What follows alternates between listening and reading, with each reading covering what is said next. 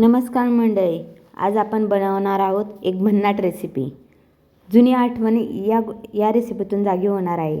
तर आज आपण बनवणार आहोत शिळ्या भाकरींचा चिवडा। अगदी सोपी, चविष्ट आणि लवकर बनणारी ही अशी रेसिपी आहे। तर पहिल्यांदा आपण शिळ्या भाकरींचे तुकडे करून घेतलेले आहेत।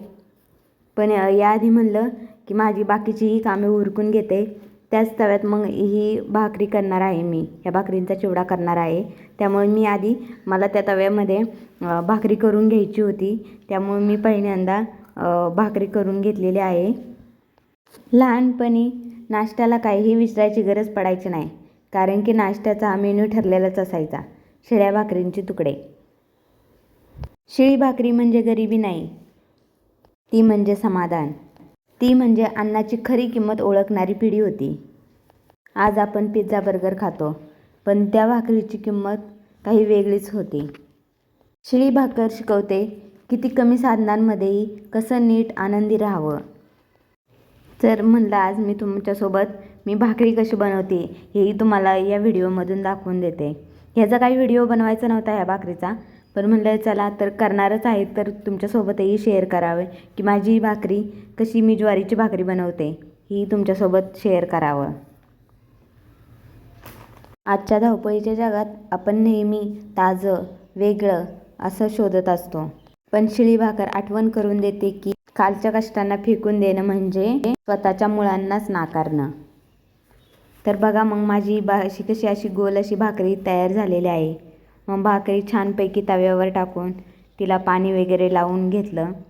तुमच्याकडे कशी भाकरी करतात, काहींची वेगळी पद्धत असते, पण माझी ही भाकर मी अशीच बनवते।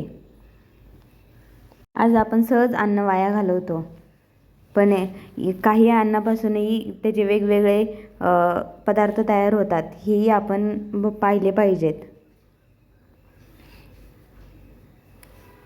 बघा अशा पद्धतीने ही माझी भाकरी बघा किती छान टम्म फुगलेली आहे।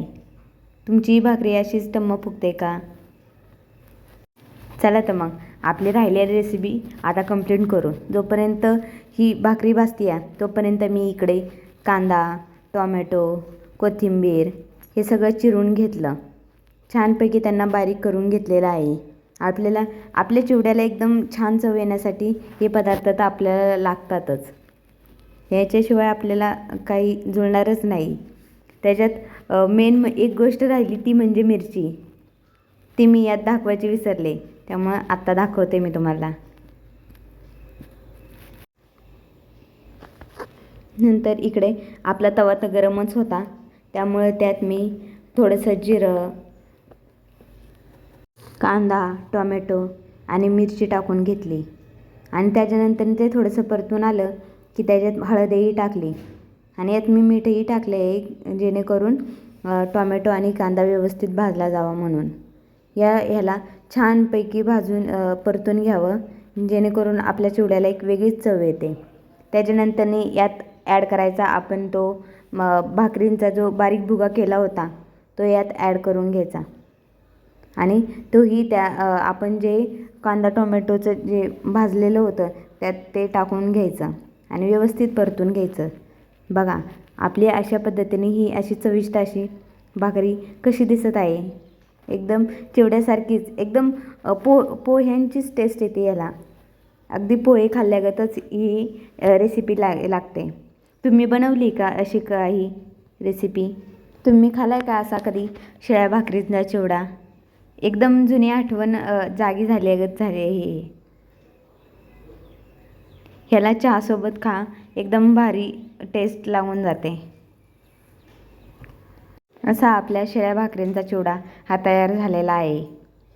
उरलेल्या भाकरीतून चविष्ट असा पदार्थ हा आपला तयार झालेला आहे। तुम्ही या शिळ्या भाकरींपासून कुठले कुठले नवीन पदार्थ बनवता हे मला नक्की सांगा। थँक्यू।